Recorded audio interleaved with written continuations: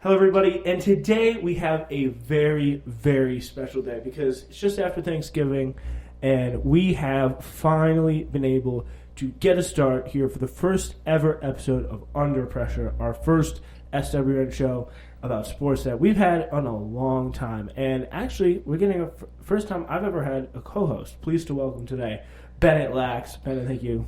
Hi, guys. As Spencer said, it is Bennett Lax here. Today we're going to be talking about the Lions recently firing Matt Patricia. Yes, that is definitely the breaking news for today. The Lions have fired. They've been struggling a lot, and they have had to take some necessary steps. They've fired their head coach, Matt Patricia, and their general manager, Bob Quinn, and with good reasons. 2 straight seasons under 500 and a third season where the team was again under 500 at midseason. And Patricia had been 13-29-1 since taking over the Lions, over as the Lions coach in 2018. And Quinn had been the team's GM since 2016 when the Lions were 31-43-1 during his tenure. So clearly nothing too special here at all whatsoever. Was this move a long time coming, do you think? I certainly think so. Let's just start talking about how Matt Patricia started his career and sort of walk you through how he came to be the Lions head coach in the first place. In 2012, he got hired as the New England Patriots defensive coordinator under Bill Belichick. He learned a lot, and a lot of Bill Belichick's coordinators get hired to be head coaches of other teams. Yes, they have that aura.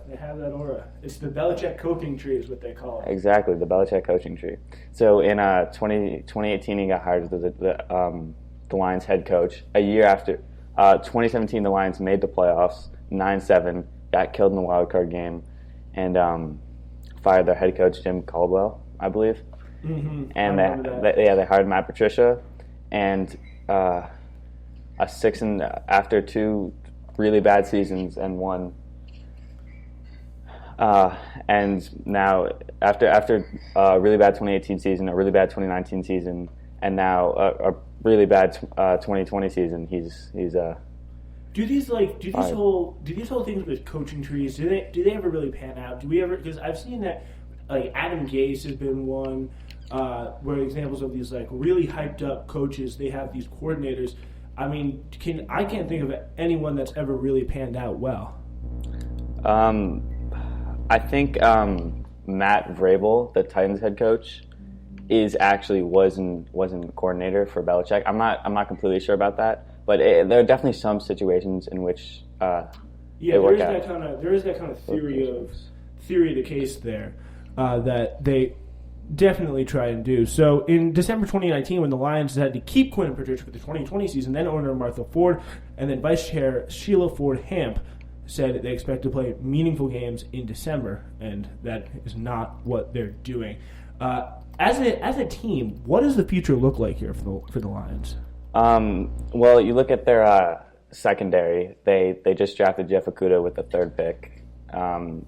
Great corner. He hasn't really played great in the NFL yet, but it's largely because of the system, right? Yeah, it's largely because of the system, and it's largely because corners have it's a little bit tougher for corners to adjust. It's just it's definitely a big step up from college level receivers to NFL receivers, and having to cover that and having to learn a whole new system than you had in college. Corner is definitely one of the positions to play in the NFL, especially when you're a rookie. What is their biggest weakness, would you say, right now? I mean, it would have to be offensive line, defensive line, mm-hmm. The line. That's what is the foundation. As we know, it's foundations of a good team. You can't have a great quarterback, but if they only have 4 or 5 seconds to throw, it's hard to really make anything. Well, even less than that.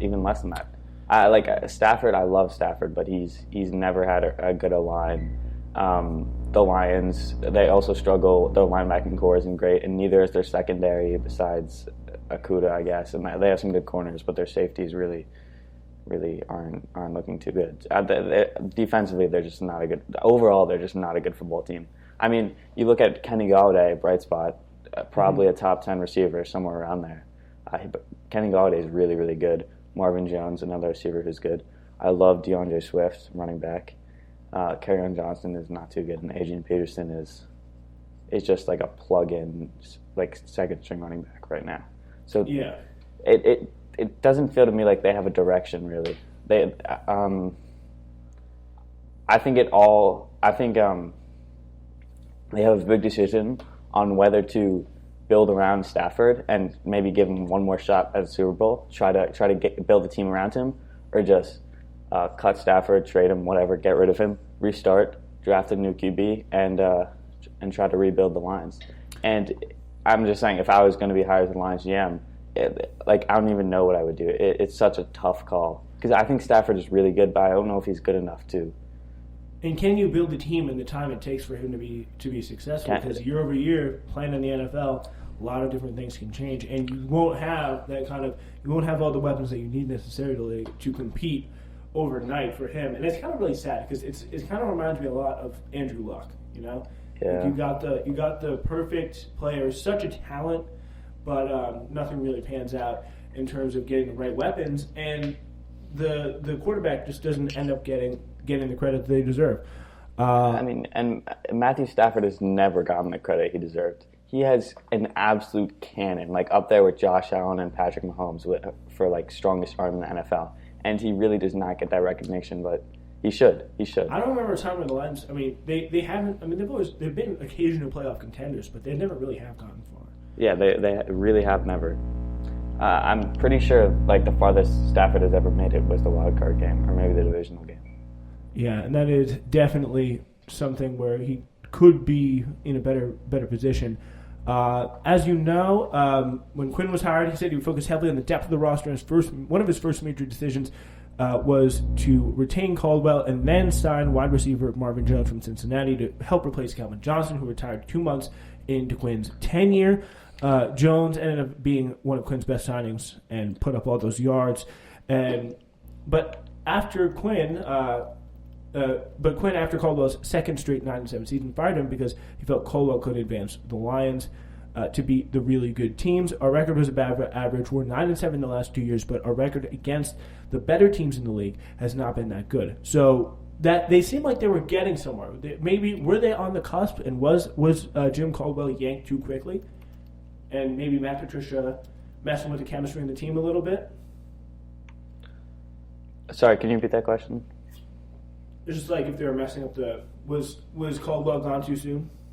I definitely think so. Like coming after like a playoff run. Yeah. I mean, they could have very well be breaking the barriers there. You never know. Exactly. And Matt Patricia, he was seen as a really, really like good coach and he was like one of like the top coaches that like every team wanted to sign in 2017, I think.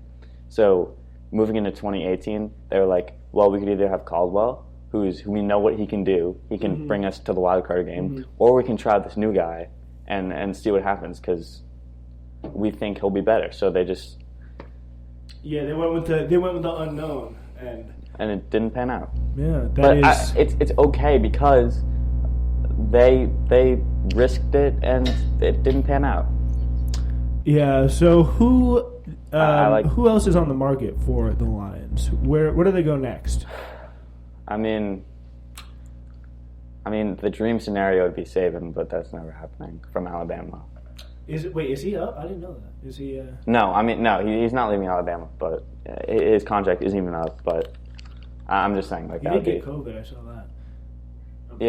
Yeah. Nick Saban did get COVID. Yeah, so that is definitely one of the just really breaking news coaching decisions.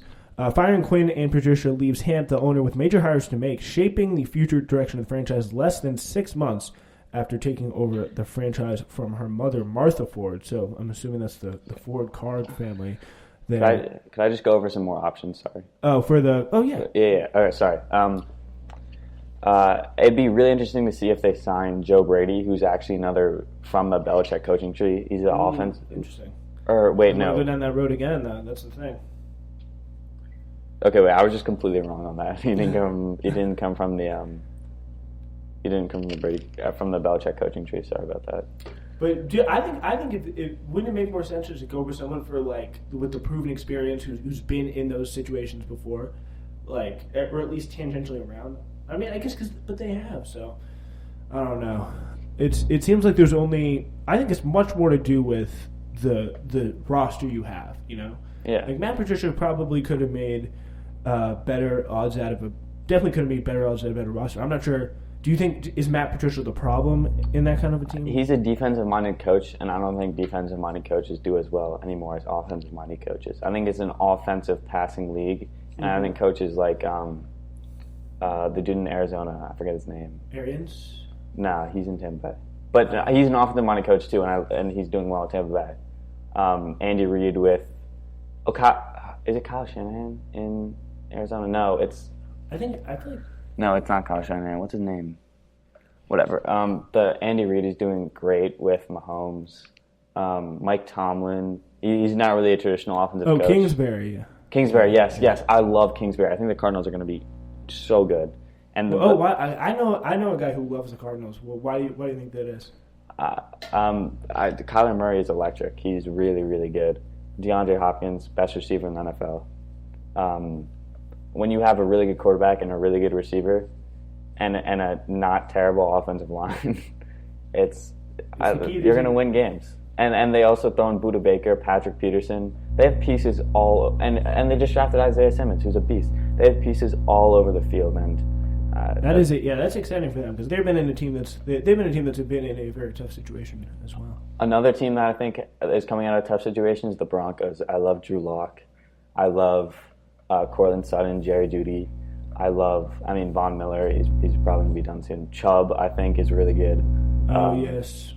They have some. They're in the same trajectory as the Cardinals. I feel like maybe a little bit slower, but I think soon they're gonna emerge from that. They're gonna become perennial contenders. Yeah, it's really interesting how we're seeing a new shift of the new contenders coming in and the old contenders fading out. So definitely. That is really what we're seeing here. It's a cycle that happens because the worst teams get higher picks, and the better teams get lower picks. So it flip flops a lot. The good teams in the NFL. That's how the parity. It's really how you shoot the parity with the kind of mixed system. I do like how they have it in the NFL. So it's very straightforward. You know what you're going to get. It's not like you can tank and you don't even get anything good out of tanking. Exactly, like the lottery. And the NBA, I don't love it, but I like the NFL system better. Mm-hmm. Definitely. All right, so it is. I think it is actually kind of a fun time for a lot of NFL fans. Although the Pro Bowl kind of boring, right? Can vote for it. 2021 Pro Bowl. We can select up to 6 players per position, and I'm going to hand it over to Bennett here. Bennett, we could start with quarterbacks, and you get 6 votes for quarterbacks here. Who are you going with? Definitely Patrick Mahomes. That's such an easy pick. Quarterback rating of 141, 27 touchdowns, 2 picks, 3,000 yards so far. Just very a monster. Impressive season. He's the best quarterback in the league, and I don't think it's close. I really don't. Not Deshaun? Deshaun Watson, incredible. In the past 6 games, it's really incredible. I don't think there's a quarterback in the league that plays quite like him in terms of style. I would compare him to Russell Wilson, Deshaun Watson. In terms of the running? In terms of the running. But he's not as good as Kyler Murray at running, who's just fast and quick and he's a primary runner. I feel like Kyler Murray, but Deshaun Watson, and Russell Wilson, they're magicians in the pocket. They extend plays. Russell Wilson and Deshaun Watson are truly. Yeah, when you see someone who's just able to keep that play going after and really draw it out, that is definitely such a special skill. Yeah, so this might be kind of a hot take, but I believe Deshaun Watson is the second best quarterback in the NFL. In the past 6 games, he's had 16 touchdowns, 0 interceptions. Just that's incredible. Yeah, it's just such a people like him. You do not see in terms of the size and the physicality there. It's definitely quite something. So I'm assuming you can put down Deshaun Watson there pretty safely. So who else are we going to go with? Maybe Further back pick, maybe Kyler Murray. I'm gonna go with Kyler Murray.